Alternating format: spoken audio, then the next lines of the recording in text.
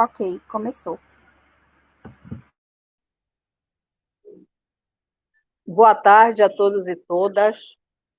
Esta programação, esta atividade faz parte do calendário de atividades que foi deliberado pela Assembleia do Sindiproifes Pará.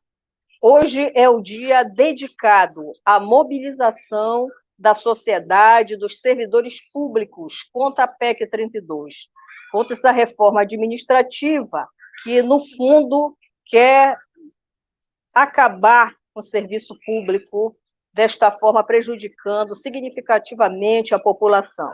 Para conversar conosco sobre esse tema tão precioso a nós, né, que nos tira o sossego, nós apresentamos para vocês o professor Gessi Silva, da Universidade Federal de Goiás. O Gessi é também diretor do Proifes Federação e da Associação de Docentes da Universidade Federal de Goiás. Seja bem-vindo, lhe agradecemos desde já a sua presença aqui na nossa sala. Junto com ele, chamamos o Vladimir Nepomuceno. Vladimir é uma grande personalidade, né, neste debate, uma pessoa importante, ex-diretor do DIESE, tem uma larga experiência, participou dos governos populares Lula e Dilma, e da assessoria também no parlamento, né, no Congresso. É importante a presença desses dois colegas aqui de trabalho, de luta, né, no sentido em que vão nos proporcionar uma formação sobre este tema. Então, boa tarde a todos e todas, e nós vamos passar a palavra para o Vladimir. Em seguida, nós passamos para o Gessi. É com você, Vladimir, fique à vontade. Aí, quando faltar 5 minutos, nós lhe avisaremos. Tá bom, Socorro, obrigado pelo convite. Gessi, bom estar contigo aqui nesse evento para a gente conversar um pouco sobre esse tema extremamente importante.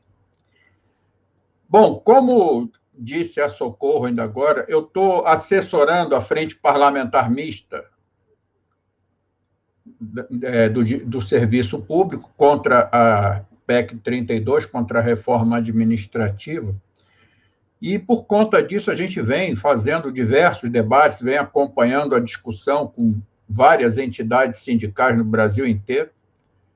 E a gente está, hoje, com atividades em todos os lugares do Brasil, independente da realização de greve, de paralisação, porque, independente de qualquer coisa, hoje é um dia nacional de luta.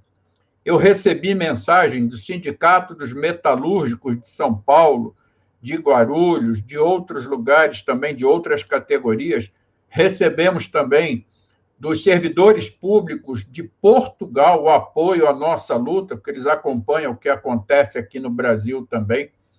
E fora desses dois países, tem outras entidades sindicais também que sabem da importância da nossa luta, porque sabem que esta chamada reforma administrativa não é uma reforma administrativa. Por que ela é chamada, então, de reforma administrativa? Porque ela é continuação de um processo que teve o mesmo nome em outras etapas, vamos dizer assim. A primeira etapa, na época ainda da ditadura militar, depois com Collor, depois Fernando Henrique e agora. Nas 4 etapas tem o mesmo nome, reforma administrativa. Em nenhuma das etapas se propôs fazer reforma na administração pública. A ideia era, uma coisa que eu venho insistindo muito, o objetivo é tirar o Estado da maior quantidade de atividades possíveis de serem comercializadas, independente disso significar parte da população ficar desassistida ou não, e para que possa ser possível entregar para a iniciativa privada diversas atividades que são responsabilidade hoje da administração pública, é preciso retirar o servidor público do caminho. Eu costumo dizer o seguinte, o pessoal quer explorar minérios em terras indígenas. Pois muito bem, eles querem cavar buraco numa terra de índio. Tá. Como é que eles vão fazer se tem índio em cima, se tem floresta em cima? Tira o índio, tira a floresta para poder as grandes mineradoras tomarem conta das terras onde eles entendem que vão explorar minério para exportação e ganhar dinheiro para eles, não para o Estado. No nosso caso, a ideia deles é a seguinte: eu preciso que a iniciativa privada assuma aquela atividade para poder explorar, para comercializar, parte para o Estado, parte para a sociedade, mas eu tenho um órgão público me atrapalhando e esse órgão público está cheio de servidor lá dentro. Eu tenho que me livrar do servidor e do órgão público. Esse é o objetivo da reforma. Então, eu costumo dizer que o foco da reforma não é o servidor público, mas é fundamental tirar o servidor público do meio do caminho para eles atingirem seus objetivos. Na década de 60 e 70, os militares já avançaram um pouco nisso. Por exemplo, eles tiraram o funcionalismo público praticamente todo do regime jurídico que existia para servidores públicos, que era a Lei 1711 do início da década de 50, transformaram praticamente todos os servidores em CLT, deixando um grupo pequeno, continuando como estatutário e com direitos de servidores públicos. E que grupo era esse? Era um grupo que eles diziam que eram os que exerciam atividades exclusivas de Estado. Olha a semelhança. Veio a Constituinte e reverteu isso. Quando foi Fernando Henrique, vou pular Collor, porque Collor passou um período muito rápido e a besteira que ele fez não ajudou nem os neoliberais. No governo Fernando Henrique veio a outra grande fase da reforma administrativa, que virou a emenda 19, que fez continuar o que os militares tinham feito. Porque se naquela época eles botaram boa parte na CLT, ficou um pedacinho pequeno de servidor, eles também fizeram, ainda na ditadura militar, a criação de duas figuras: contratos temporários de trabalho e terceirização.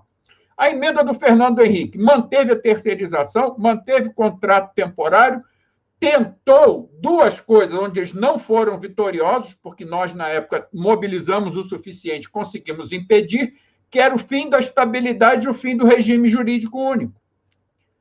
Mas criaram uma outra coisa, uma forma de entregar para a iniciativa privada já uma parte do serviço público.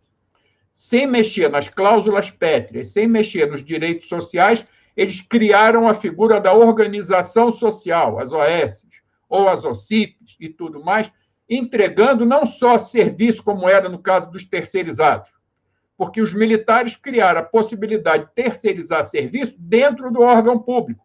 Limpeza, manutenção e outras atividades, segurança patrimonial, Copa e tudo mais, mas com a criação das organizações sociais, eu entrego uma unidade de administração pública inteira, geralmente na área de políticas sociais, educação, saúde, assistência social e outros. Com isso, eles pegaram o que a Constituição determinou que fosse trabalho responsável do Estado ou do município e começaram a terceirizar a unidade. Entrega um hospital, entrega um posto de saúde, entrega o ensino infantil, entrega a creche e tudo mais. E essa reforma faz o quê? Primeiro, lembrar, esta reforma é casada com a reforma da Previdência, com o teto de gastos, com o projeto de terceirização do Temer, tudo aquilo se encaixa aqui. Aprofunda a terceirização, aprofunda a participação de temporários, praticamente tudo no serviço público, pelo que já está na legislação, pode ser terceirizado. O que não puder ser terceirizado vai ser feito por servidores temporários, substitui aquelas atividades permanentes, tira o servidor estatutário, bota um servidor sem estabilidade, que pode ser mandado embora a qualquer momento, e aí faz uma outra coisa que não foi feita na reforma do Fernando Henrique, que eles chamam de dar o passo à frente. Eu costumo dizer que é um passo mais atrás ainda. Traz a iniciativa privada com fins lucrativos para dentro da administração pública. E aí a ideia é privatização do serviço público naquilo que for possível. Então, nós vamos ter, se essa PEC for vitoriosa, 3 grandes grupos de atividades que seriam, vamos dizer assim, modernizadas segundo eles. A primeira, tudo aquilo que puder dar lucro vai para as empresas privadas com fins lucrativos. Isso está no artigo 37A, que é a base, que é o cerne da reforma da PEC 32. E o que vai estar ali para ser entregue à iniciativa privada com fins lucrativos? Eu vou pegar 2 exemplos. Na área de saúde, todo atendimento de média e alta complexidade vai para empresas privadas. E como é que isso vai ser vendido para a sociedade? Simples, hospitais, clínicas privadas e planos de saúde.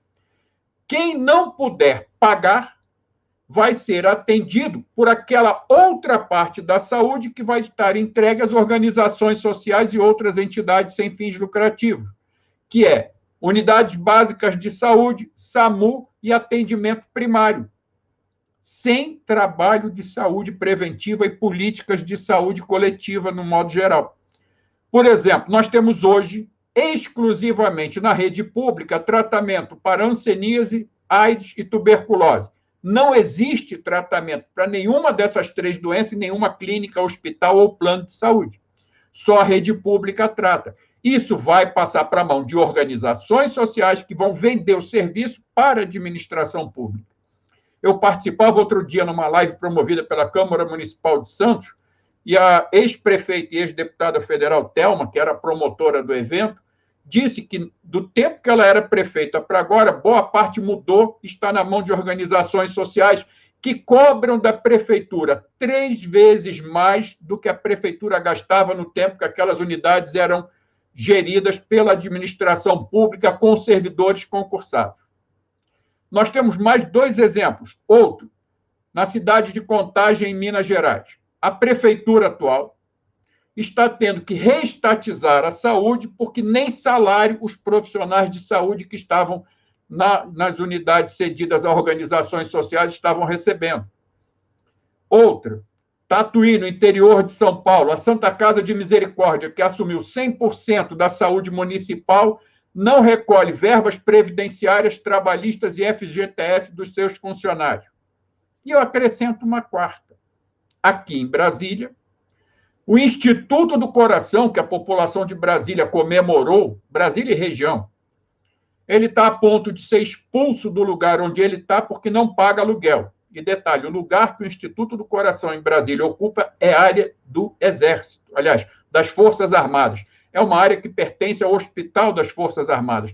Mas nem para o órgão público que cedeu o espaço à instituição privada que explora o serviço de cardiologia no Instituto de Cardiologia, paga aluguel. Assim como está deixando de atender pessoas do SUS que precisam de atendimento cardiológico. Assim como não cumpre o acordo com as Forças Armadas de atender pacientes oriundos das 3 Forças Armadas. É isso que vai se transformar a saúde pública. Uma outra área é a educação. Ensino infantil e creche, organizações sociais via prefeituras que vão financiar. A população que precisar de uma creche ou de uma vaga de ensino infantil vai depender de voucher. Detalhe, a quantidade de vagas é bem menor do que numa unidade 100% pública, porque não tem a obrigação de atender a sociedade como um todo. Atende de acordo com a sua capacidade. O foco é como eu atendo os meus limites, não as necessidades da população. Ensino fundamental vai também pelo mesmo caminho. Ensino médio já pode, dependendo da região do país, se juntar com ensino técnico, tecnológico, mais ensino universitário e ser entregue através de contratos de gestão para empresas privadas que visam lucro. E aí o que diz Paulo Guedes, curso de humanas e universidade pública é desnecessário porque isso não dá lucro. Outro exemplo que ele coloca é que as universidades devem ter convênios com empresas privadas que atendam à necessidade econômica da região. E um exemplo que ele costuma dar é a região centro-oeste, que, segundo ele, tem como necessidade atender o agronegócio exportador, ou seja, a universidade vai produzir gente para fazer milho, soja e carnes de boi, suínos e outros para exportação de melhor qualidade, e não produzir alguma coisa do ponto de vista da formação social da sociedade como um todo. Por exemplo, criar massa crítica, nem pensar. Criar autonomia da população para que ela possa se desenvolver, nem pensar. E com detalhe, com cobrança de mensalidade, podendo usar 2 modelos. Os 2 modelos foram aplicados no Chile. Um é parecido com o ProUni brasileiro, que é o mais usado no Chile. Você passa toda a graduação sem pagar, mas no dia que vai pegar o certificado, você recebe a conta e fica sabendo a data limite para você quitar sua dívida. Se você vai arrumar fonte de renda, trabalho ou não, é outra história. A outra é a pessoa pagar mensalidade durante o curso, mas o ensino vai ser direcionado aos interesses da iniciativa privada. Se for para o agronegócio na região centro-oeste, é para o mercado financeiro em São Paulo, para a indústria, para comércio exportador e tudo mais. Isso é o que vai ser a reforma administrativa. Só que para isso tem que tirar servidor público. Então faz o seguinte, não contrata mais ninguém. E isso está no modelo do Banco Mundial, que foi entregue ao governo brasileiro no final do governo Temer e foi reentregue no início do governo atual. Qual é a proposta? Não contrata mais ninguém pelos atuais cargos, porque dá trabalho botar na rua, contrata por um cargo novo sem estabilidade, e aí eu vou usar uma palavra que foi usada pelo secretário adjunto de gestão de pessoas do Ministério da Economia, que disse que eles podem ser demitidos, entre outros motivos, por obsolescência do cargo. E alguém pergunta, obsoleto é aquilo que é velho, que caiu em desuso, que não precisa mais? Não, é aquilo que eu não preciso agora, independente de se é velho ou não. Servidor pode ter 2 anos de casa, se eu entregar aquele serviço para a iniciativa privada, eu não preciso do servidor, mando ele embora. E os atuais servidores, sejam eles de atividade típica de Estado ou não, teriam relativizado a sua estabilidade, podendo com mais facilidade ser mandado embora por insuficiência de desempenho. Pode ser mandado embora também com mais facilidade por um processo judicial que não precisa transitar em julgado para demitir. Fora o PAD, que pode ser aberto também com mais facilidade, uma vez que 100% dos cargos de chefia serão ocupados por pessoas indicadas politicamente. E aqui eu entro numa coisa que eu falo sempre, a reforma não é a PEC 32, a reforma é a PEC, mais uma série de projetos que já está pronto para ser encaminhado ao Congresso e outros que eles vão tentando aprovar independente da PEC.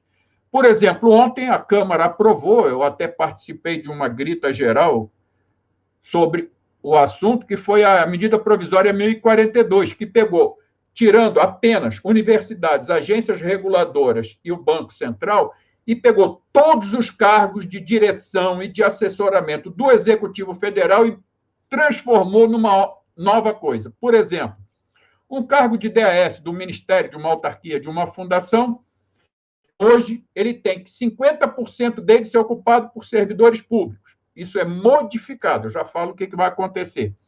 Outra coisa, são 6 níveis. Então, eu tenho DAS 1, 2 e 3, que são as atividades de gerenciamento e assessoramento mais técnicos, mais na ponta. E os 4, 5 e 6, que são os mais gerenciais e estratégicos. São 6 níveis, coisa simples. Pois, muito bem, o novo cargo criado tem 18 níveis. E está dito no projeto, que foi aprovado ontem, que não pode haver aumento de despesas. Bom, se eu tenho um bolo dividido em 6 fatias, eu vou manter o mesmo bolo e dividir em 18, a fatia vai ser mais fina. Vai ter, necessariamente, faixas salariais menores para esses cargos, tanto de assessoria quanto de direção. E aí, onde está a modificação da participação dos servidores? E aí eu mostro a cara de pau, está no texto da exposição de motivos do governo que encaminhou a medida provisória ao Congresso. Os níveis 1, 2, 3 e 4 são reservados para servidores de carreira. Por quê? O argumento que está no texto é literal, por serem as remunerações mais baixas, não gerando atrativo para ninguém de fora. Como ninguém lá de fora vai querer vir, porque aquele cargo de chefia, que é o que está na ponta, que é o que segura o rojão, junto com o servidor que está lá atendendo a população, aquele cargo de chefia, além de ser uma bucha de canhão para trabalhar, paga pouco, esse é exclusivo de servidor. Tanto é que hoje, um dia depois de aprovada a medida provisória, um grupo de partidos políticos se reuniu e foi ao Supremo pedir a inconstitucionalidade, porque, entre outras coisas, trai, inclusive, a própria reforma administrativa, uma vez que isso é pauta da PEC 32 que está no Congresso. Então, a reforma vem por aí, para privatizar o serviço e tirar o servidor sempre que possível. E aí acaba o RJU, extingue a previdência dos atuais servidores da maneira mais fácil. eu disse, concurso só nos novos cargos. Então, os cargos atuais, que são os que sustentam o regime próprio de previdência, não recebem mais ninguém. Significa, servidor morre, servidor aposenta e não entra ninguém. Significa que eu não tenho ingresso também de receita no regime próprio. Além do cargo ser colocado em extinção, porque se eu faço concurso só no novo, esse, a partir do momento que não tiver mais ninguém ativo, o cargo está extinto. Mas eu tenho uma conta para pagar porque tem aposentados e pensionistas. Casando esta reforma com a reforma da Previdência, eu posso fazer o quê? Autorizado pela reforma da Previdência, aumentar a contribuição previdenciária de aposentados e pensionistas para custear o déficit do regime próprio de previdência. Sem contar que esse regime próprio pode ser desfeito daqui a um tempo, remetendo todo mundo para o regime geral de previdência. Lembrando que 100% dos servidores de autarquias e fundações federais já estão sendo administrados pelo INSS, ainda que continuem, por enquanto, no regime próprio.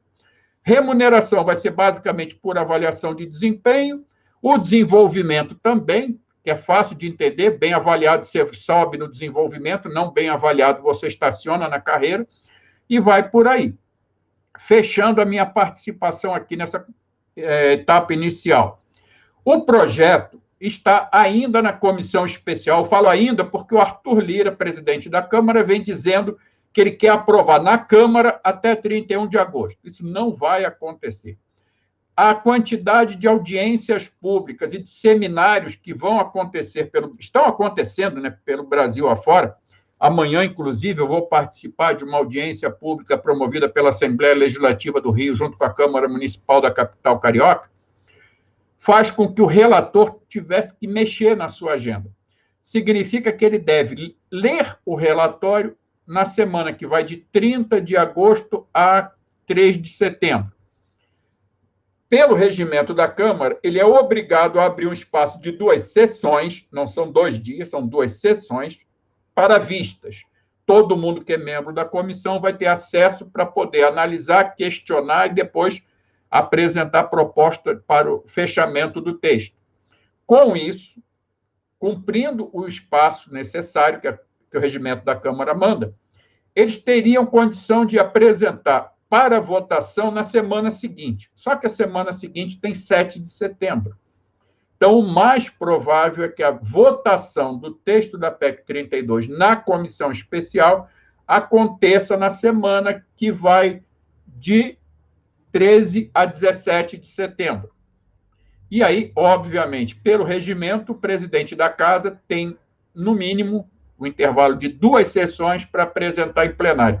Por que eu falo no mínimo? Porque ele não pode apresentar antes de 2 sessões, mas ele pode apresentar depois. Então, querendo cumprir o acordo que Arthur Lira fez com os mandantes da PEC, e aí tem gente que pergunta, quem são os mandantes da PEC? Eu falo, dá uma olhada na agenda dos últimos dias. Teve um evento que dizem que foi promovido, mas não foi promovido. Ele foi feito pelo jornal Estado de São Paulo, com 3 participantes, representantes do mercado financeiro, representantes da oligarquia empresarial brasileira e o Arthur Lira representando o legislativo. Ali o Arthur Lira falou assim, eu juro de pé junto, prometo para vocês que são meus chefes, que eu vou aprovar esta reforma o mais rápido possível na Câmara para que ela possa ser aprovada ainda este ano no Senado Federal. Qual é a correlação de forças? Depende. Se for olhar a situação e a oposição tem aproximadamente 30% dos votos. Mas nós temos chance de impedir que o governo saia vitorioso? Temos. Por quê?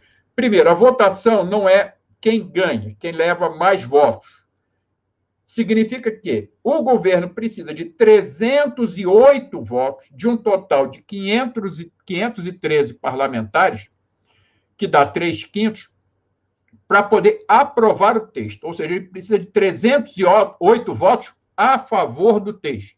Se a gente conseguir que o governo não atinja os 308, nós somos vitoriosos porque o texto é rejeitado. O que acontece aí? Nós temos, dentro do Centrão, uma parte considerável de parlamentares ligados ao serviço público. Teve muita gente que disse, na época da eleição da atual legislatura, que aumentou o número de servidores públicos na Câmara. Eram 35, passou para 70. Só que são 70 na área policial. é Polícia Civil, Polícia Rodoviária Federal, Polícia Federal, Guarda Municipal, Bombeiro, PM, esses são os 70 servidores públicos que estão na Câmara. Até por isso, está se pensando em dar um tratamento diferenciado para a área de segurança, para ver se pega os votos dessa bancada. Mas muitos dizem o seguinte: eu não quero só o policial, eu quero a polícia, instituição garantida. Porque não adianta nada eu defender o policial como atividade exclusiva de Estado e trabalhar com uma estrutura da polícia, seja ela terceirizada, temporária ou com servidores sem estabilidade. Você desmonta a polícia. E assim vale para várias outras instituições. Na Receita, a mesma coisa, em agências reguladoras, idem e tudo mais. Inclusive, eu participei agora de um fórum de servidores das 10 agências reguladoras que estão unidos lutando contra a reforma, independente dos agentes de ponta serem considerados ou não atividade exclusiva de Estado. Mas, enfim, nós temos chance de impedir isso aí. Quanto mais perto do fim do ano, melhor para nós. Por quê? Dentro do Centrão, uma parte considerável está preocupado, não é com privatização, se vai ser carreira típica de Estado, se segurança vai ser privilegiado ou não.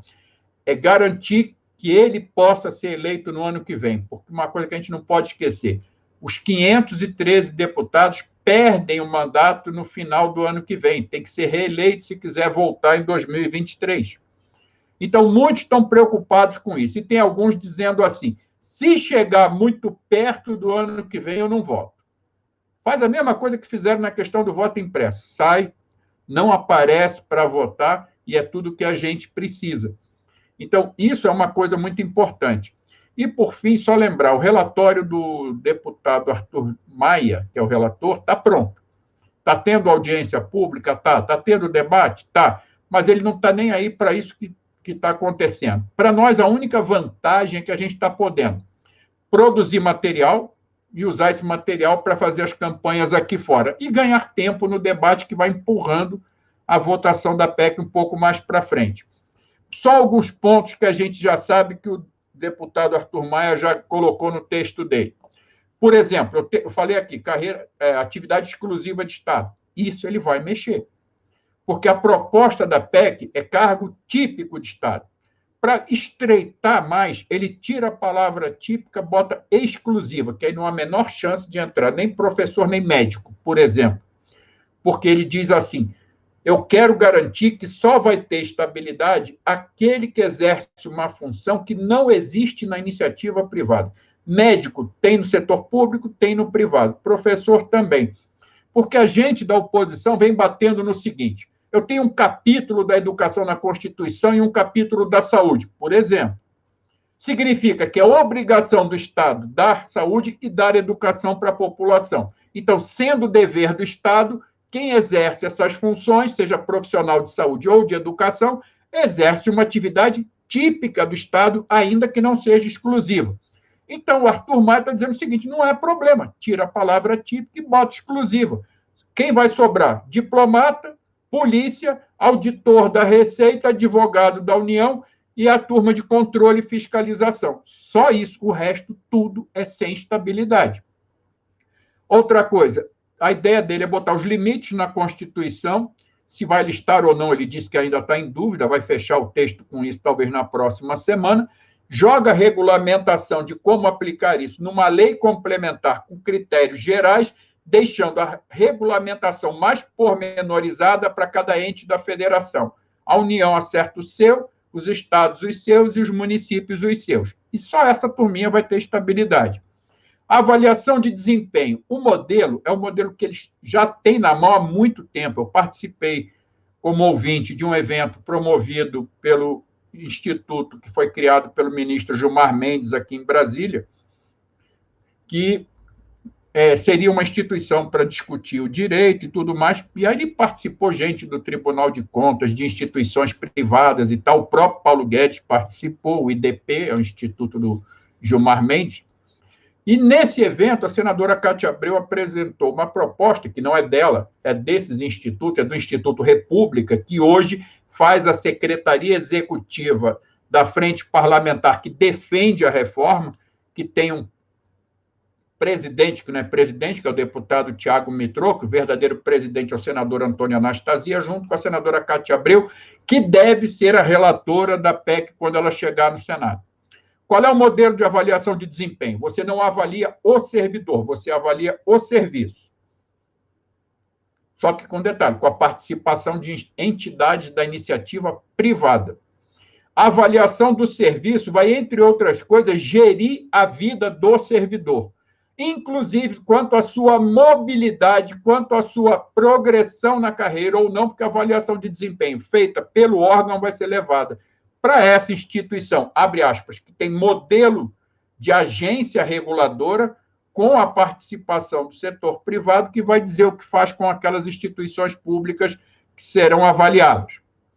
Os cargos de chefia para servidores, ele diz que tem que reservar alguns, só que o próprio governo já se adiantou com a medida provisória 1042, que foi aprovada ontem. A questão de temporários, ele acha que tem que haver uma limitação, mas aí o Instituto República já apresentou uma proposta de regulamentação das atividades temporárias, e aí eles vão para os debates dizendo assim, coitado do temporário.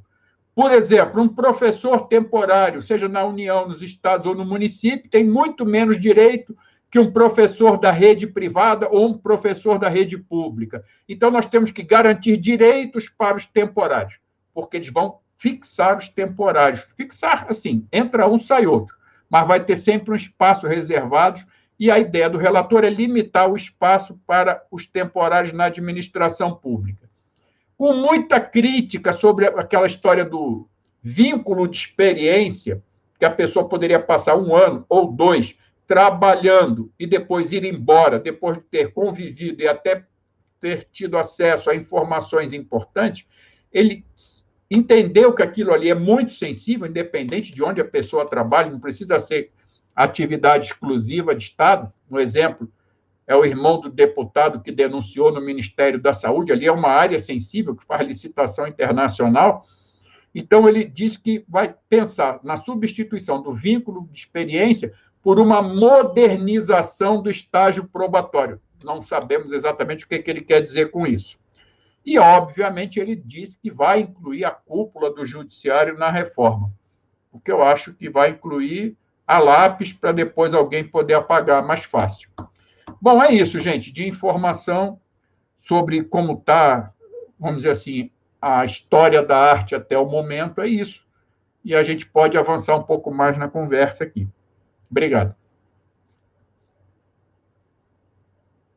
Grata, Vladimir, um belo trabalho, você sempre trazendo informações e aprofundando o debate sobre esse tema.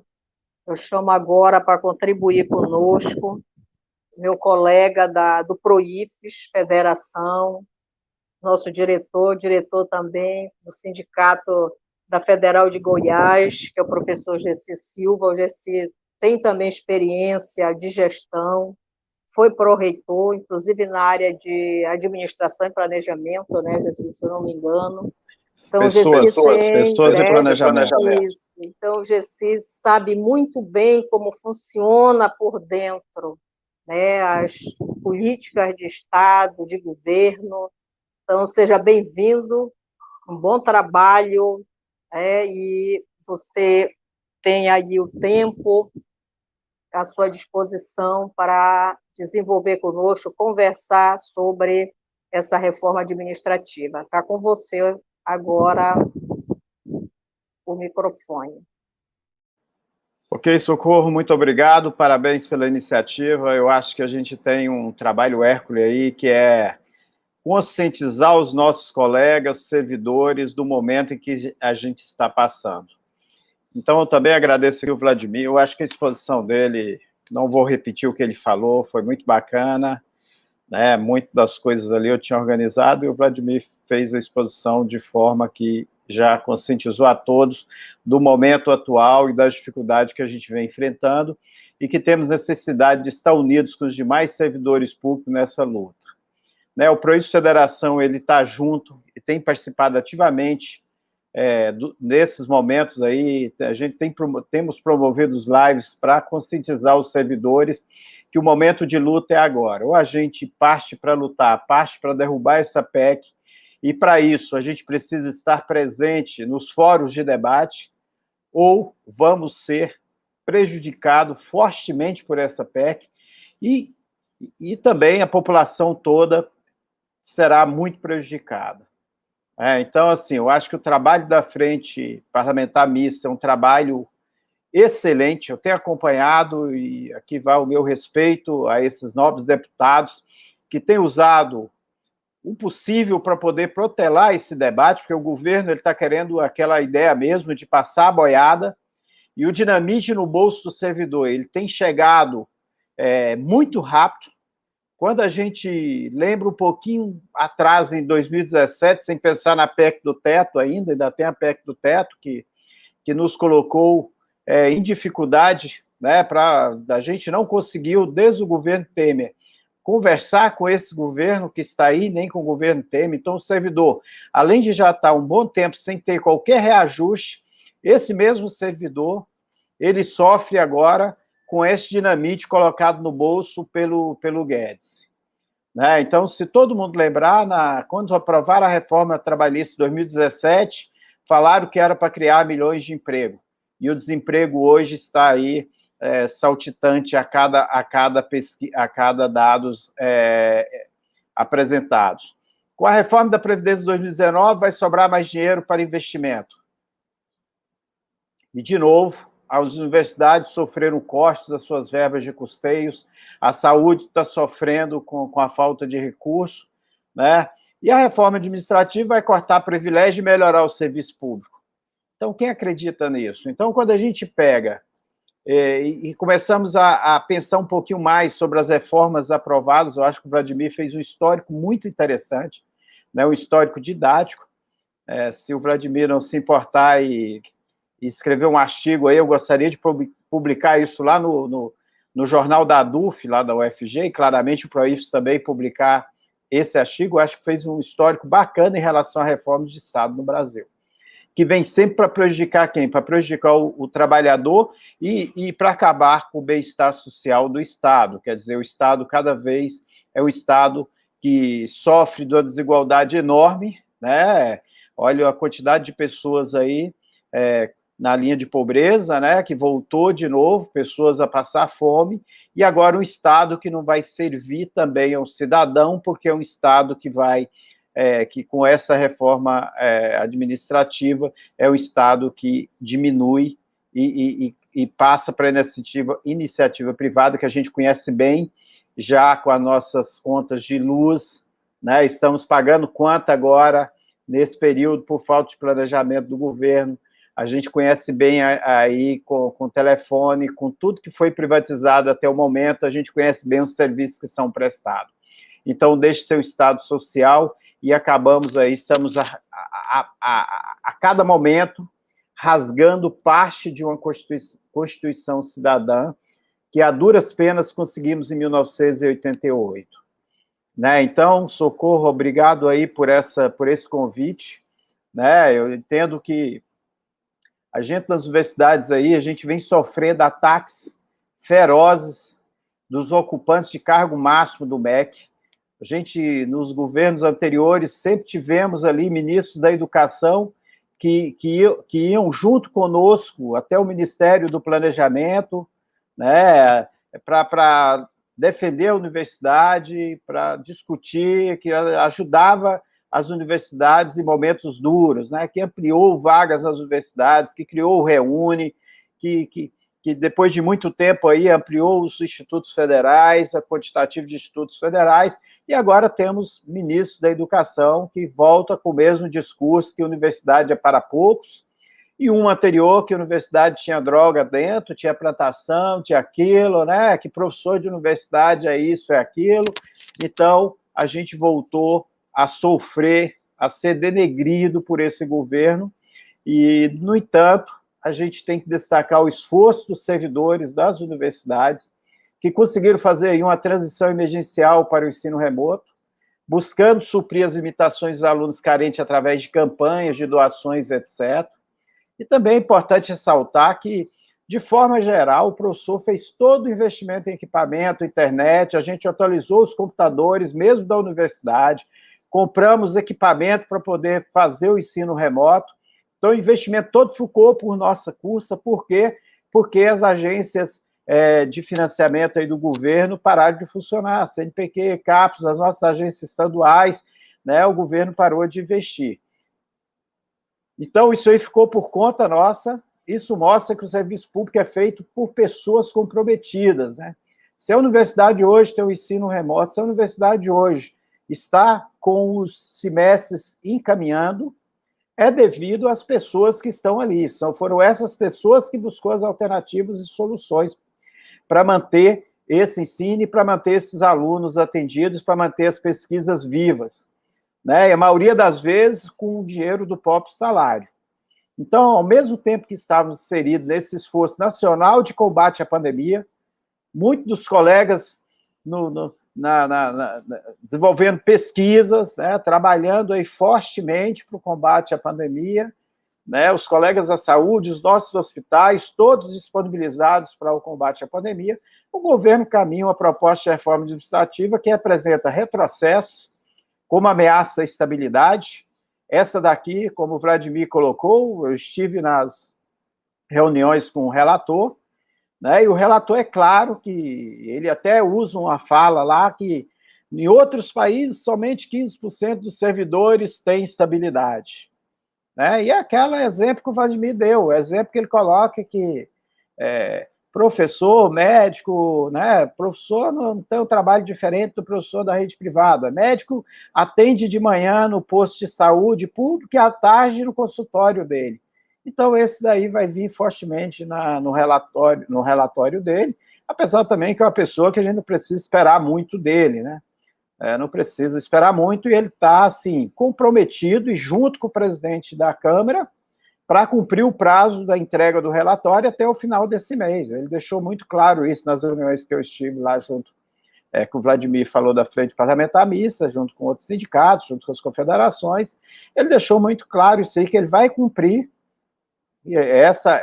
esse prazo com o presidente da Câmara, e, claro, juntamente com quem manda mesmo, que está exigindo que a boiada passe logo e que esse dinamite estoure logo no nosso bolso. Né? Então, assim, o momento agora, pessoal, olha, é de conscientização, é de luta. A gente tem que estar presente nos eventos online que estão acontecendo, né? Quando possível, aí também nos eventos presenciais. Se a gente sair agora, vamos pagar um preço muito alto para o futuro, né? Muitas vezes a gente acha que não vale nada, chega lá, tem pouca gente participando das lives, dos fóruns de debate, das reuniões que a Frente Parlamentar fez com o relator, mas, olha, esse é o momento que a gente tem que participar ali, a gente tem que aparecer, nem que seja depois lá no YouTube, e colocar o que a gente pensa lá, tá? Porque eu tenho certeza que os deputados eles vão estar preocupados com 2022, como o Vladimir falou. E nós, servidores públicos, nós somos muito, nós temos família, né? Nós somos formadores de opinião também. Então, assim, esse daí também, os deputados têm que sentir essa pressão. Se eles não sentirem essa pressão, a gente não tem chance de reverter essa votação da PEC 32. Então, assim, os deputados têm que sentir pressão. E como que eles sentem pressão? É a gente participando. Hoje mesmo eu fui dar uma olhada, vou até abrir aqui, eu fui dar uma olhada lá na Câmara Federal para ver como está a enquete que a Câmara Federal está produzindo. Observe que 3.134 pessoas concordam plenamente. Concorda na maior parte, 1.292. 145 está indeciso. 13.098 discorda da maior parte. E 198.481, 92% desse público que foi lá nessa enquete lá na Câmara, discorda totalmente. Então, a gente tinha que levar isso aqui para 1 milhão. né? A gente tinha que pegar esse número de 198 mil e levar para 1 milhão. A partir que, se tivesse aqui 1 milhão participando dessa enquete, falando discordo totalmente, isso muda muito lá na Câmara. Por quê? Porque os deputados estão preocupados, como colocou o Vladimir, com 2022. Mas a gente só consegue reverter se eles verem que isso aí está repercutindo na base, que a base está preocupada, que os servidores estão preocupados. A partir do momento que a gente tem pouca participação, que os servidores não estão indo no YouTube de uma reunião igual foi com o presidente da comissão, a gente tinha que ter 200 mil pessoas ali comentando, falando, a gente tinha que estar ali para poder esses deputados, a equipe dele passeia nesses lugares.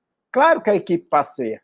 O Vladimir está aí, ele pode falar depois também. A equipe fica fazendo, fica olhando, o pessoal está atento, né? Tem eleição em 2022, o deputado quer voltar, né? E os servidores públicos são formadores de opinião. Então, assim, a minha fala aqui, eu acho que o Vladimir falou bem sobre a reforma, a minha fala é mais no sentido de conclamar a todos, pedir, solicitar a participação.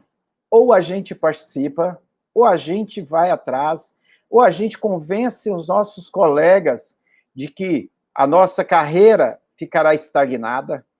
Quando o governo fala, os atuais não serão prejudicados. Tudo bem, os novos vão ser todos CLTs. Qual vai ser a nossa capacidade de fazer um acordo com o governo com a nossa carreira antiga e estagnada? Qual vai ser a nossa capacidade? Como não vamos ser prejudicados? O Vladimir colocou bem, como não vamos ser prejudicados se no momento da nossa aposentadoria, eu que já estou aqui desde 92 na universidade, né, já são 29 anos, dediquei a vida inteira a esse cargo que eu ocupo hoje, né, e passei aí por avaliações infinitas, né, 19 avaliações no mínimo, e por último ainda tive que defender um memorial para chegar a professor titular, então eu passei por todas as avaliações de desempenhos, assim como meus colegas passaram, né, dentro da universidade, avaliações de desempenho duras, nossas resoluções muitas vezes são duras, né, nós não temos esse problema de avaliação de desempenho, nossas resoluções são duras, e passamos por isso tudo, e para chegar a professor titular a gente ainda tem que defender um memorial. Isso porque a gente fez um acordo, senão teria que fazer um concurso novo. Então, porque quando havia negociação com servidores, o Proifes conseguiu fazer acordo com o governo. Então, assim, essa carreira nossa, construída, a carreira aí que desde a década de 70, que a gente sai do professor catedrático, o professor dono ali sai do professor catedrático, o professor nomeado, escolhido, né? Não era concurso nem nada. Brigamos na década de 80 por unificação da carreira, né, a duras penas ali, em pleno regime militar, brigamos por unificação de carreiras, conseguimos uma lei, né, que até hoje a gente ainda mantém ainda, que é o que garante os nossos 45 dias de férias, e desde então a gente vem mantendo aí a nossa carreira. Essa carreira ela está em jogo, por quê? Porque ela vai ficar congelada, ela vai ficar estagnada, é uma carreira que em pouco tempo vai desaparecer, e além de desaparecer em pouco tempo, as pessoas aposentadas dessa carreira, como colocou o Vladimir, eu serei daqui a um tempo, talvez, aposentado nessa carreira, se eu ainda conseguir, porque pode ser que quando eu chegar já esteja lá no regime geral, porque isso está de graça lá no regime da Previdência, né, na reforma da Previdência. Então, a partir do momento que a gente não vai colocar mais nada dentro desse pote, esse pote, aos poucos, vai secar e o governo vai criar o álibi que ele precisava e não conseguiu fazer isso na reforma da Previdência, que é o quê? Que é jogar todo mundo para o regime geral. Apesar de que hoje, como disse o Vladimir, todos já estão sendo geridos aí pelo regime geral, mas a gente tem um regime nosso próprio e isso pode acabar, e com isso daí a gente vai ser prejudicado, não agora, mas para sempre.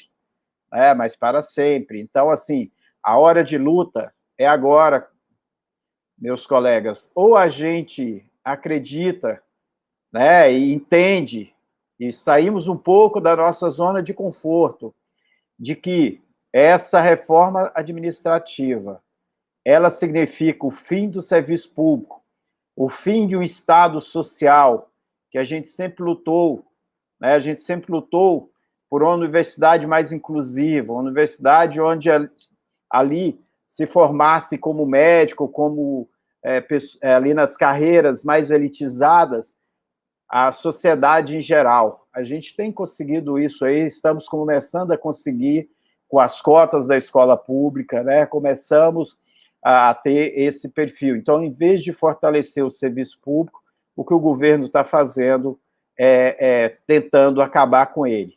Mas isso ficou claro na fala do Bolsonaro, lá na reunião com o Trump, lá nos Estados Unidos, de que eu não vim para construir, eu vim para destruir. E realmente esse é o papel que ele, o Guedes e toda essa equipe aí estão fazendo.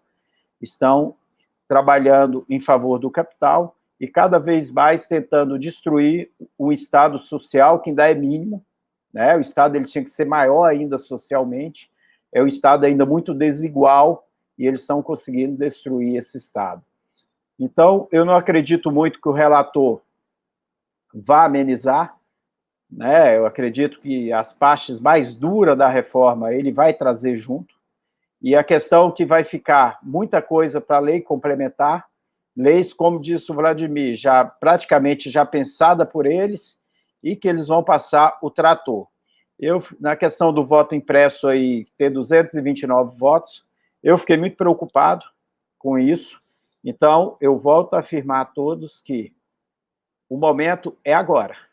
A gente tem que partir para, mesmo que seja de casa, a entrar no YouTube, fazer comentário, deixar nossa posição lá, ir lá no enquete da Câmara e tentar chegar aquele número da enquete a 1 milhão.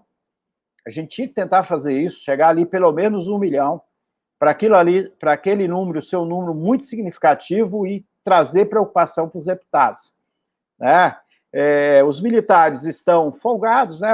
Na reunião da frente parlamentar com o relator, quando o pessoal colocou os militares, o pessoal da oposição, da frente parlamentar, falou sobre os militares, eles falaram que os militares não eram nem servidor público, aí houve um bate-boca lá, tal, mas eles falaram que não, culturalmente os militares têm ficado fora, né? Então isso também preocupa, por quê? Porque ali na Câmara tem muitos deputados militares mesmo, né? Tirando aí policial federal, que está dentro da reforma, está preocupado, tirando os policiais rodoviários federais, que estão dentro. Então, assim, tem uma galera que é possível a gente reverter o voto. Então, acredito que a gente tem que trabalhar muito no nosso estado, igual aí no Pará, entrando, mandando mensagem para os deputados, né? Mandando carta para os deputados e mostrando que o servidor público está preocupado e que se o deputado votar nessa reforma administrativa, ele não vai ter o voto do servidor público e nem de sua família em 2022. Então, temos de nos fazer presente, temos de ser vistos, tá? Então, assim, eu vejo por Goiás, eu não sei como está no Pará, mas em Goiás é um fato que eu tenho colocado muito isso para os colegas nossos. Pessoal, vamos sair da nossa zona de conforto e vamos para a luta. Ou nos mostramos, né, mostramos que estamos indignados com essa reforma administrativa, ou vamos ser atropelados por ela.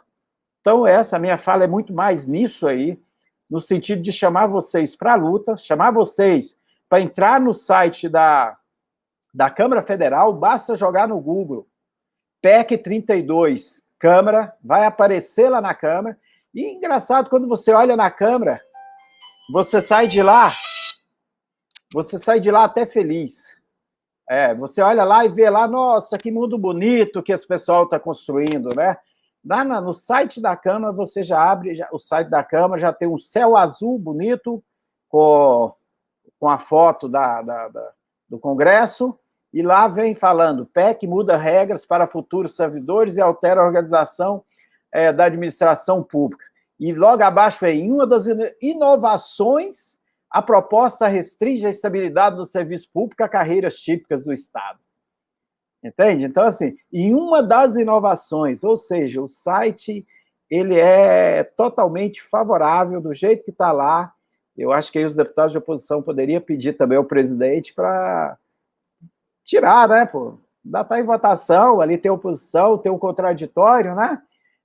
Então, ali ele fala que é a inovação do Estado. Em uma das inovações, a estabilidade do serviço público era restrita à carreira típica de Estado. Então, ele vem falando tudo como sendo uma coisa muito boa que traz o site da Câmara.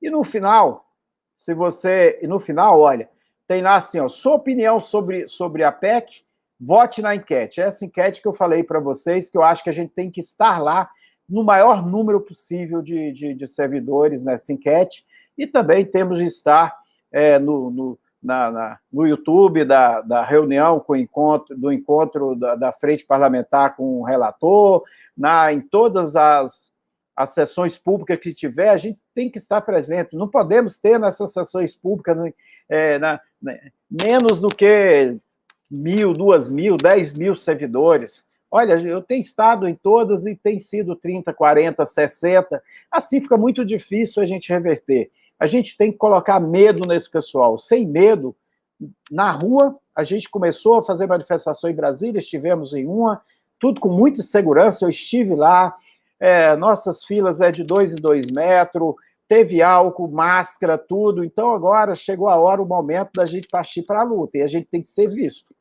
Entende? Essa é a minha fala aqui, viu, Socorro? É o momento de lutar, o momento de correr, o momento de fazer algo. Tá? Não dá mais para ficar parado. Se a gente ficar parado, perdemos. E perder significa colocar o nosso futuro e o futuro da nossa família em risco. A gente viu o que aconteceu com a reforma da Previdência, com os colegas nossos que faleceram aí pelo Covid, depois da reforma da Previdência. As famílias ficaram em dificuldade. Por quê? Porque a regra previdenciária mudou para as pensões e tudo. Colegas nossos que ficaram doentes e precisaram aposentar depois da reforma. Sai do salário de titular e vai para o salário dependendo da quantitativa de anos desse servidor, ele sai aí do salário de 20 mil e volta para o salário aí de 8 mil. Né? Com a mesma família, com as mesmas dificuldades, com o mesmo padrão e com a doença aí. Tem acontecido isso com um colega meu lá da universidade, aconselhado pelo médico que ele precisava aposentar e não pode, por quê? Porque agora, se ele aposenta, ele entrou em 92, aposentando, ele entra na regra do pensionista. Então, nem doente a gente está podendo ficar depois da reforma da Previdência. E dificilmente a gente vai poder ter plano de saúde, a nossa carreira acaba com a reforma administrativa. Isso é fato. A nossa carreira acaba. Né? E o Estado, a partir do momento que começamos a perder poder aquisitivo, já perdemos, já estamos aí quantos anos sem um aumento? Né? O último reajuste nosso é 2017. Se a gente contar de 2015 para cá, que foi um período que a gente teve um salário razoável, a gente já perdeu mais de 25% de poder aquisitivo. Então, estamos num momento que, se a gente não levantar, se a gente não agir, temos que agir. E agir é o quê? Muitas vezes é sentar de frente do computador e participar de uma enquete, é sentar de frente do computador e participar de uma live, é sentar de frente do computador e participar de uma reunião da Frente Parlamentar Mista com o relator dessa reforma, é estar nas sessões públicas, isso é agir. Ali a gente vai estar agindo, ali a gente vai estar criando número, né? A gente tem que ter número, a gente tem que ser visto, a gente tem que mostrar que nós somos fortes. Se a gente não mostrar isso, esse pessoal fica folgado. E esse pessoal folgado, o prejuízo vem para a gente. Então é isso, pessoal. Acho que eu vou ficar por aqui, viu, Socorro? E aguardo aí, se tiver pergunta, a gente continua. Eu acho que em relação à reforma, os pontos da reforma, o Vladimir falou muito bem e não compensa eu ficar repetindo todos. Obrigada. Muito interessante a participação de vocês, as orientações. Teve várias manifestações, aqui eu peço ajuda para quem se manifestou aqui no chat, vi vários colegas solicitando informações. O interessante é que nós estamos sendo aqui assistidos por professores de universidades, de instituições federais, né? Uma das perguntas aqui do Orlando é se vocês podem listar pontos mais importantes para a mobilização contra a reforma. Acho que o GC já deu uma contribuição importante sobre isso, né? Mas fica aqui a pergunta do colega. Viu, Socorro? Oi. Diga.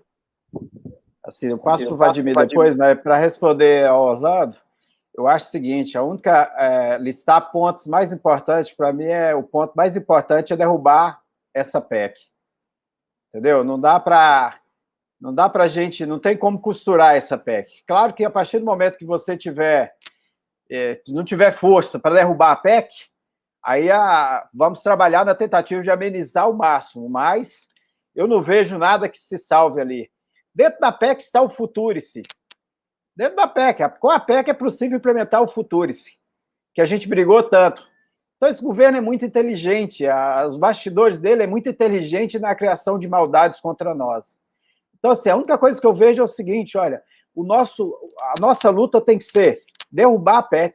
Essa é a nossa luta, é mobilizar os deputados, é ir atrás dos deputados dos estados e mostrar para eles que estamos indignados. É isso que vocês têm que fazer no Pará. Eu acho que é mandar carta para todos os deputados do Pará, falando para eles da sua indignação e falando para eles, olha, 2022 está muito perto, e 2022 nós não vamos esquecer se essa PEC passar.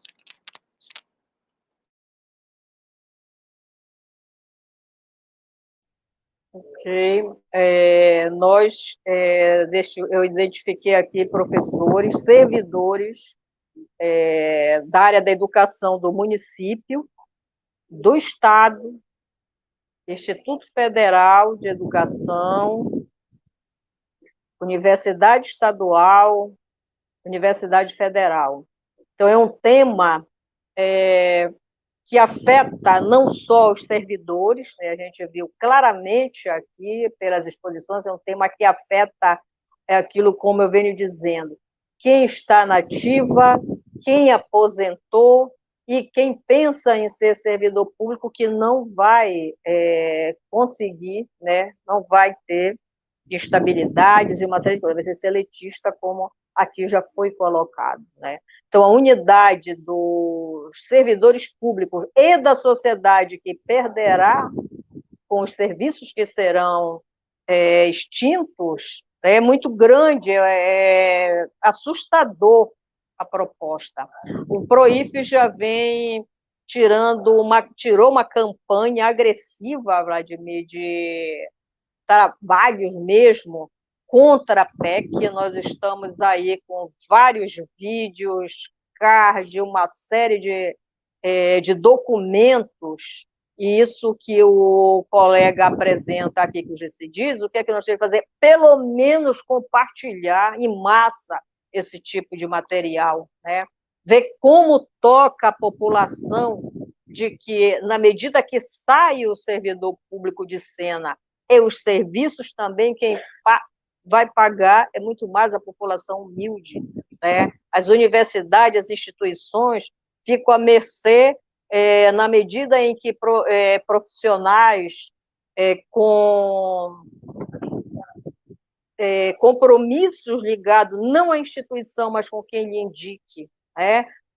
Muito maior, portanto, um serviço que deixa de ter garantir aquela seriedade, porque nós sabemos a quem essa pessoa está a serviço, que não vai ser de uma universidade, não vai ser de uma secretaria, por exemplo, de meio ambiente, como é aqui o nosso caso, como é que uma pessoa da cadeira de meio ambiente vai ter toda aquela preocupação com a Amazônia, com a floresta, se quem lhe indicou, já sabemos que ele está muito mais no mercado de enviar material madeira daqui de forma indiscriminada para outro lugar. Então, é muito difícil, né? Eu peço aqui a ajuda, né, da nossa colega, ver se tem mais perguntas para eles. No caso, tem uma pergunta que solicitou que listasse formas, né, de movimento, de atitudes nossas, atividades para conter essa PEC. O GC apresentou várias maneiras.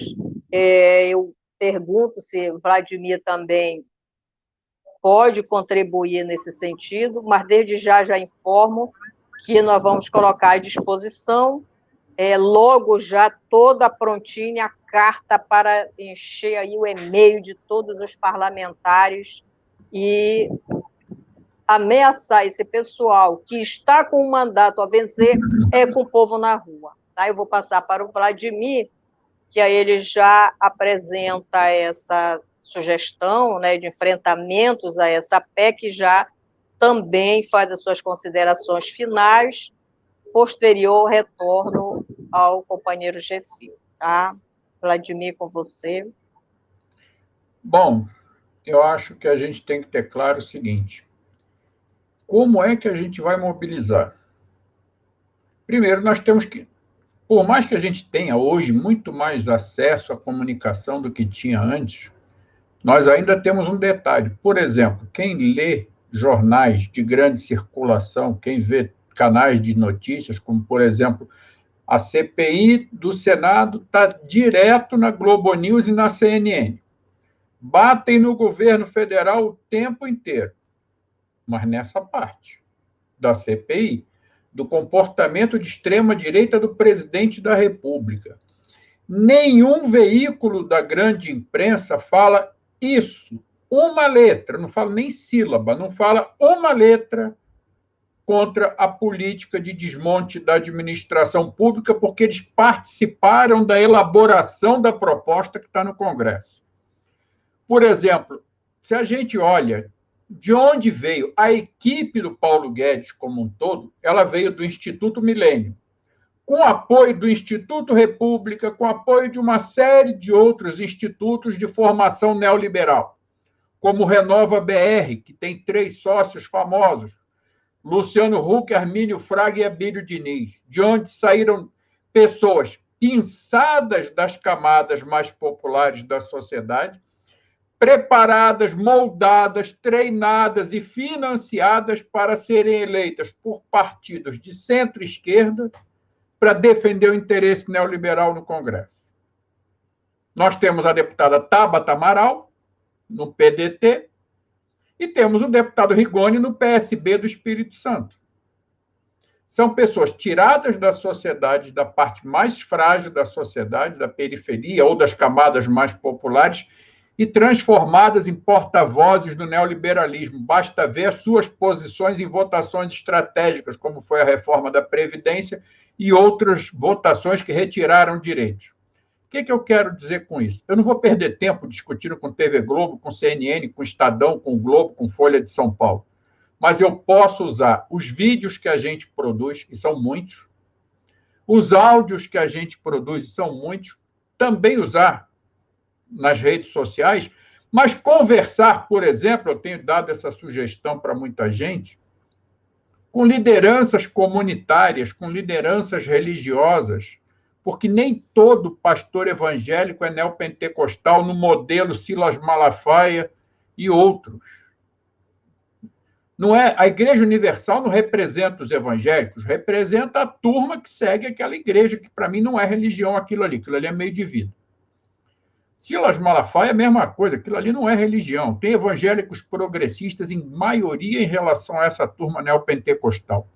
Que tal conversar com pastor, com padre, com uma outra liderança de outras religiões, como de matriz indígena, matriz africana, matriz asiática, seja lá qual a matriz da religião, e pedir para abrir espaço na sua comunidade, porque quem vota no deputado federal é o povo.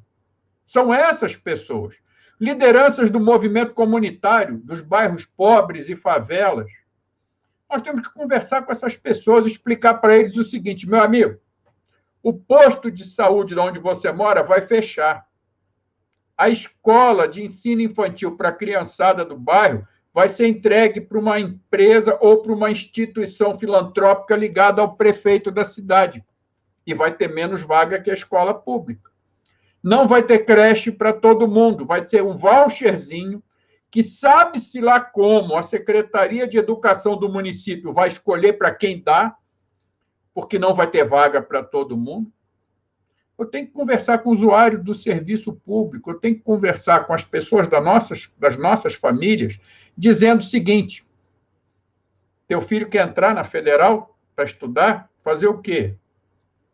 Seja lá qual for o curso, seja lá qual for a universidade pública, federal, estadual, ela não vai existir mais. Eu costumo dizer o seguinte, que outro dia todo mundo falou, inclusive isso é um estudo da assessoria do Senado, dizendo que, do jeito que está a PEC 32, a quantidade de cargos em comissão vai pular para 9 milhões. Não vai, não, vai ser bem menor. Porque o que vai sobrar para serviço público é aquilo que não for entregue à iniciativa privada. Não vai ter cargo de indicação política na universidade, porque ela vai ser entregue a uma empresa privada, não vai ser entregue a um grupo da oligarquia local. O hospital público também não vai ter indicação política, porque ele vai ser privatizado. A indicação política vai ficar na creche, vai ficar na escola de ensino fundamental, vai ficar na unidade básica de saúde. Eu tenho um amigo que trabalhou comigo, inclusive no Ministério do Planejamento, e aqui um parênteses, eu fico feliz da vida de ouvir o Gessi falar, porque eu participei da negociação da reestruturação da carreira docente do ensino federal, tanto universitário quanto técnico e tecnológico, pela equipe do Ministério do Planejamento, inclusive a área de carreiras era dentro da área que eu cuidava, assim como a carreira dos técnicos administrativos, aquela reestruturação deu um trabalho danado, mas a gente conseguiu, a gente negociava, ficou perfeito não, mas se a gente continuasse no governo, a gente ia continuar evoluindo, porque precisa ainda evoluir muito mais, assim como outras tantas carreiras. A gente melhorou muito algumas carreiras, por exemplo, Polícia Rodoviária Federal, hoje eles estão felizes da vida, mas poderia melhorar mais, e a gente assim, tudo mais. Então, o que acontece? A gente tem que explicar às pessoas que não vai ter mais serviço público. O ensino fundamental vai estar na mão de políticos, o ensino médio, técnico, tecnológico, universitário vai estar na mão da empresa privada, que vai cobrar para a pessoa entrar.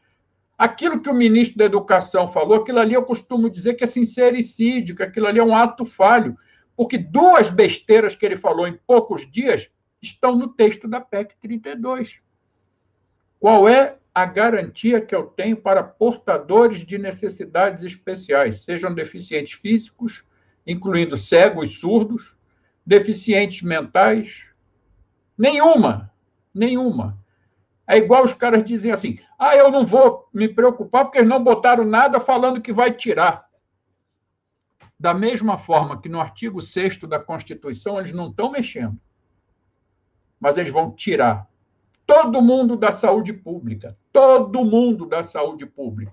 E aí, quem é que vai prestar serviço de saúde? A iniciativa privada ou, aí sim, as indicações políticas nas entidades geridas por organizações sociais.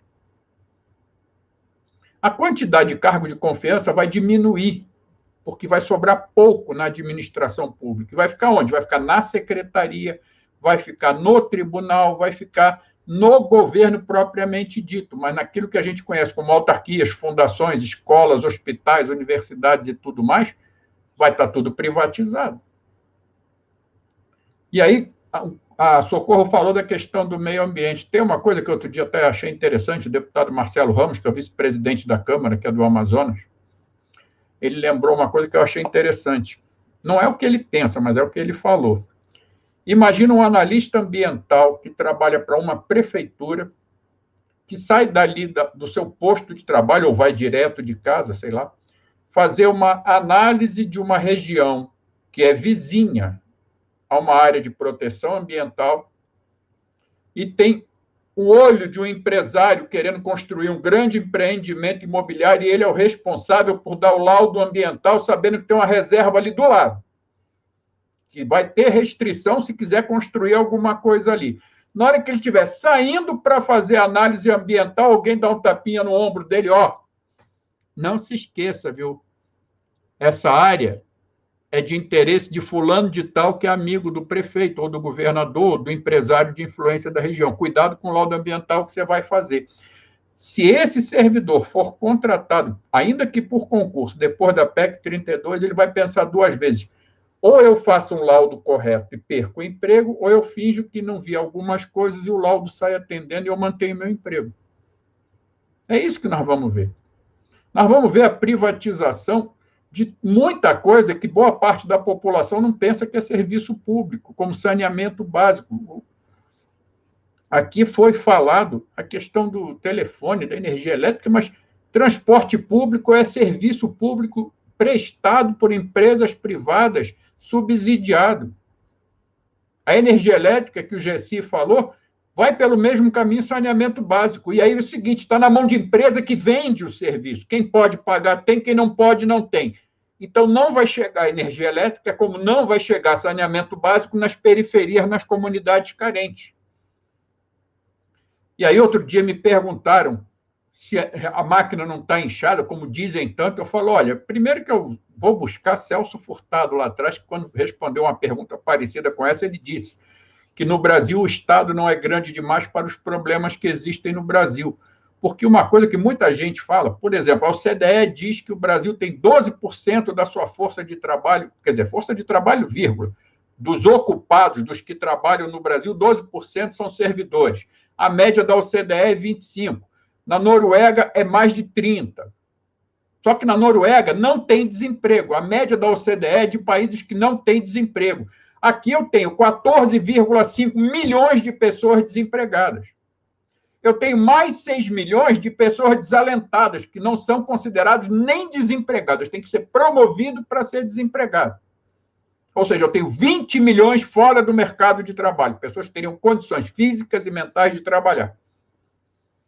Significa que eu aqui preciso de mais Estado do que na Europa do Norte, por exemplo. No entanto, eu tenho muito mais Estado lá do que aqui. E aí, como é que eu vou reverter essa reforma? É chegar para a comunidade que depende de saúde, de educação, que depende de transporte, de saneamento básico, de tudo que é público, e dizer o seguinte, ou você vem junto com a gente para pressionar o deputado que foi eleito com os votos daqui, ou a gente vai perder isso tudo. Eu tenho que pressionar o eleitor do deputado. Por exemplo, no Rio Grande do Sul, o povo está botando outdoor na porta da casa do deputado. Estão botando cartaz nos lugares que os deputados frequentam.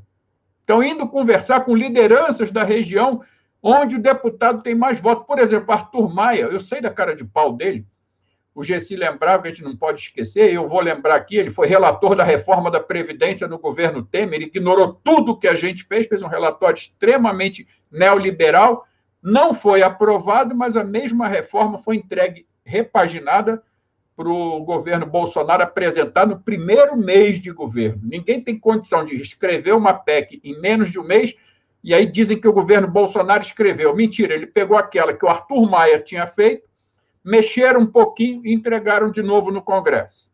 E foi aprovado. Então, nós temos que ir para a base dos deputados, nós temos que ir para cima dessas pessoas e dizer o seguinte, eu vou perder meu emprego no serviço público, agora você não vai ter saúde, não vai ter educação, não vai ter nada.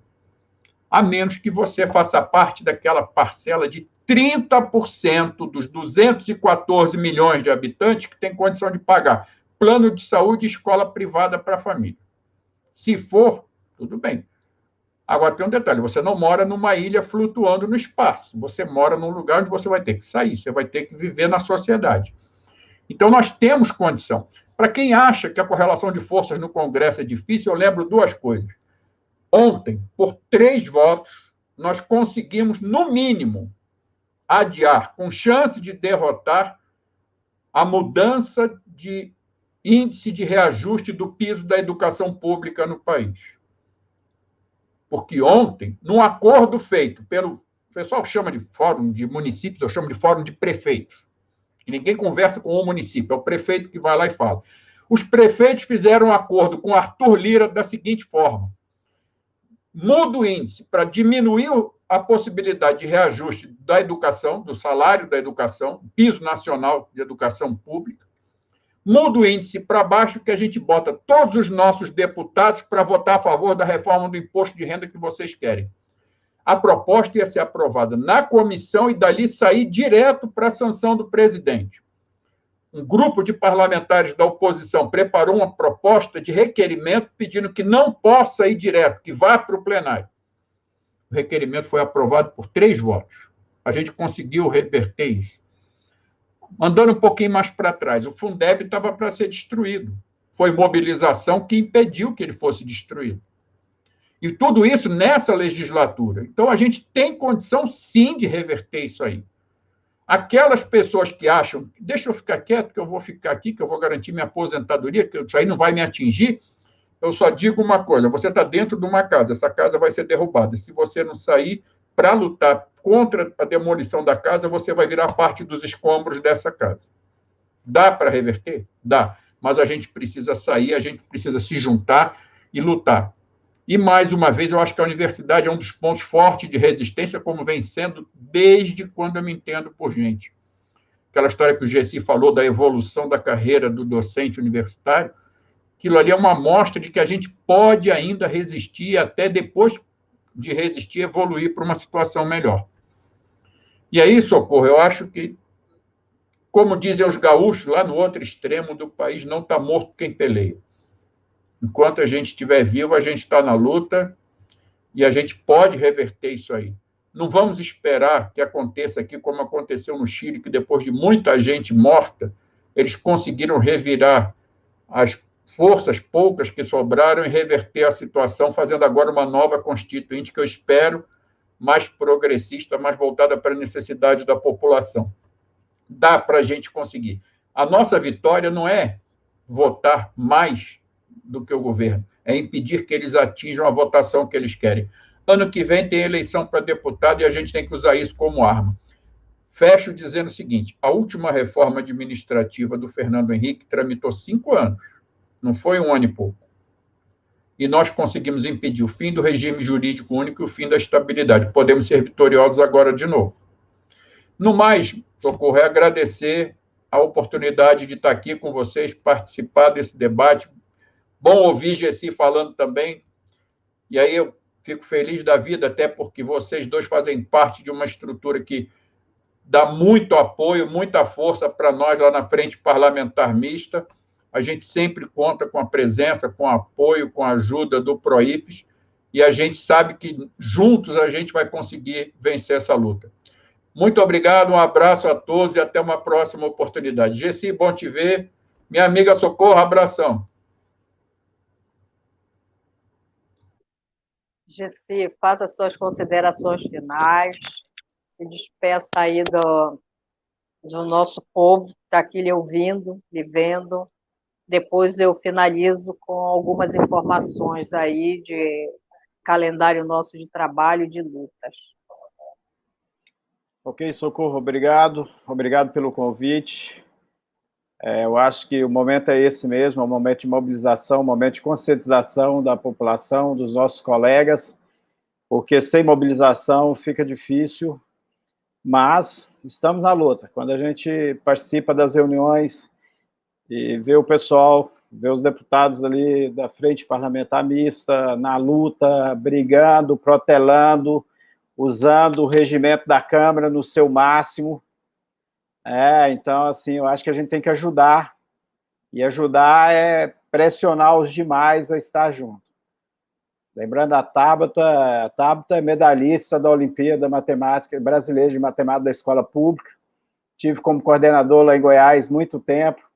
Então, assim, eu lembro no governo Lula, no governo Dilma, eles faziam questão de todo ano entregar a premiação aos meninos lá no Rio, e desde o Temer nunca mais se entregou uma premiação. E esse pessoal vai buscar esses meninos brilhantes, esses meninos, e fazer eles ali, dar uma bolsa para eles no exterior, numa universidade neoliberal, e formar eles. Esses meninos voltam e não conseguem ver de onde veio, de um pai motorista de ônibus, ali da região, do trabalhador, e vota contra vota a favor da reforma trabalhista, vota a favor da privatização dos Correios, sendo que o Correio era o único que chegava na casa dele. Então, né, eu acho que a gente aí tem que pensar um pouco também na universidade, como que a gente vai fazer esse debate com os nossos alunos, né, porque, de certo modo, nosso aluno só está lendo, muitas vezes só lê que Eva viu a uva, né, a gente tem que andar um pouquinho mais, como dizia Paulo Freire. Mas, Socorro, prazer estar aqui, eu acho que o momento é esse mesmo, acho que as pessoas que estiveram aqui presentes viram que a gente está num momento muito complicado, né? Nós, servidores públicos, virando CLT, a gente continua sem ter FGTS, A universidade no governo, universidade e institutos federais, né, no governo Lula-Dilma, conseguiram uma coisa muito bacana, que foi o Banco do Professor Equivalente, né? Isso fez com que e o quadro de referência servidor técnico administrativo, isso trouxe autonomia na gestão de pessoas das universidades. O que a gente precisava era brigar por mais vagas, a gente continuava brigando, mas a gente tinha ali um quadro que a gente administrava, abria concurso na hora que precisava e tudo. Então, meus colegas, isso aí também acaba. Os próximos professores, se não vir, como falou o Vladimir, se não repassar a universidade para a organização social, como sonhava lá com o Futurice, e que agora na reforma administrativa ela traz isso aí no seu bojo, né, os próximos professores acaba esse quadro que a gente tem, os concursos próximos vão ser CLT. Então a gente está num momento muito complicado, um momento em que precisamos estar unidos. Né? Assim, eu quero parabenizar o Cid por esse espaço, acho que é importante para conscientizar, alertar os colegas o que representa essa proposta de reforma administrativa, e que o momento de luta é agora. Acomodar neste momento é nos colocar em grande dificuldade no futuro próximo, portanto, precisamos estar junto com os demais servidores, junto com a frente parlamentar mista para barrar a PEC 32. É esse meu recado final. Temos que ir à luta, como o Vladimir colocou, temos que estar aí ativo nesse momento, e o governo está tentando acelerar ao máximo. Então, o nosso tempo ele é curto. Se a gente não agir de forma rápida, o nosso tempo é curto. O governo está acelerando. O relator promete entregar até 31 de agosto. Vladimir falou do percurso depois disso. Então, assim, a gente tem que estar atento aí, porque o nosso tempo é curto, é hora de sentar de frente ao computador. Se tiver manifestação, colocar uma máscara muito boa, álcool na mão, ir lá, ficar distante um do outro, mas temos que ir para a luta, temos que ir para a rua. Não dá para ficar isolado agora, não. É isso, Socorro. E um abraço ao Vladimir, foi bacana ter participado aqui com ele. Sempre um parceiro forte do Proif. Acho que o Vladimir esteve lá na festa lá que a gente fez de aniversário do Proif, surgiu, o pessoal chamou o Vladimir por isso, que era parceiros nossos lá para conversar, né, em todos os acordos que o Proif fez aí, né? O Proif fez bons acordos nos governos anteriores, e nesse governo agora a gente não consegue nem conversar, a gente não consegue ser recebido. Então não tem como avançar. Além de perder, ainda traz ainda uma proposta que coloca o dinamite aí, que destrói tudo que a gente construiu. Então, colegas, atentos. Obrigada. Nós queremos agradecer a todos que participaram, todas e todas que participaram desta tarde formativa, uma tarde que recebemos informações, nos capacitou, né, para enfrentar esta PEC. A nossa categoria, que foi uma categoria, como o GC apontou bem, nós investimos muito para manter o ensino remoto. Nós participamos de muitas capacitações. A humanidade toda, né, os docentes no mundo, não tinha esse formato de trabalhar. Nossa prática pedagógica mudou a partir daí. Nós houve a necessidade de trabalhar remotamente, e isso requer investimento, capacitação. Foi muito sofrido para nós. Conheço colegas que fizeram 10 cursos para conseguir ter um excelente trabalho junto aos alunos, em função do quê? Aí houve um conflito geracional grande, né? A falta de habilidade com as tecnologias, então foi muito sofrido, assim como foi também penoso arcar com tudo isso, né? Para ter uma aula de qualidade, ter que investir em todo o material, né? Então, essa categoria que já vem participando desse debate, contribuindo com a universidade, com os institutos, nossos colegas da educação básica que por aqui passaram, são pessoas, são profissionais que, a partir de hoje, nós já estamos aqui convocando. Vá para o seu sindicato, seja o Sintep, seja o Simpro, seja o Proifes, né? nós, servidores públicos, no geral, nós temos que buscar unidade para esse enfrentamento. É a unidade em nome do serviço público, em nome da população que precisa muito das instituições. O nosso seminário Paulo Freire, do Proifes Federação, aqui no Pará, nós vamos voltar todo ele para essa situação, para esse debate, né? Liberdade para nós, nas palavras do Paulo Freire, para continuar trabalhando, para não ter a carreira ameaçada, porque nós, quando sentamos pela última vez que nos receberam no governo Temer, a primeira e a última, foi dito muito bem que titular não era para ser dessa forma para chegar. Ou seja, nós deveríamos concorrer a vagas no Brasil inteiro para você chegar a titular e não ser promoção, como nós conquistamos no acordo que nós realizamos. Então, as informações que nós temos a prestar para os colegas que aqui estão, nós vamos realizar reuniões por setores, unidades, né, e participar da frente, fazer uma frente aqui, honrar a frente de servidores públicos para que a gente saia desse momento de grande tensão com vitórias. Eu também acredito. Eu trabalhei junto com o Proifes, nós fazemos o corpo a corpo no Congresso. Vladimir sabe disso, quanto nós trabalhamos para enfrentar aquela reforma da Previdência. E nesta pandemia também nós temos que fazer isso. Então, é se dedicar ao máximo para ir para cima dos parlamentares, porque eu tenho, na minha vida toda de militante, nós sabemos o quanto eles têm medo, sim. Eles têm medo de, no processo eleitoral, ver a população se voltar, e muitos parlamentares não retornaram ao Congresso por terem votado na reforma da Previdência. Muitos não retornaram. Pode prestar atenção. E da mesma forma agora. Então, vamos para a luta, nós vamos, se quiser, e na força da nossa organização, né, que nós temos que investir nisso, nós vamos estar na resistência e derrubar essa famigerada reforma.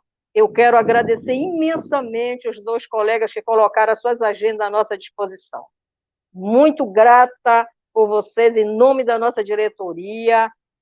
Quero dizer que nós estamos festejando com vocês nosso registro sindical, né, que nós estamos completando.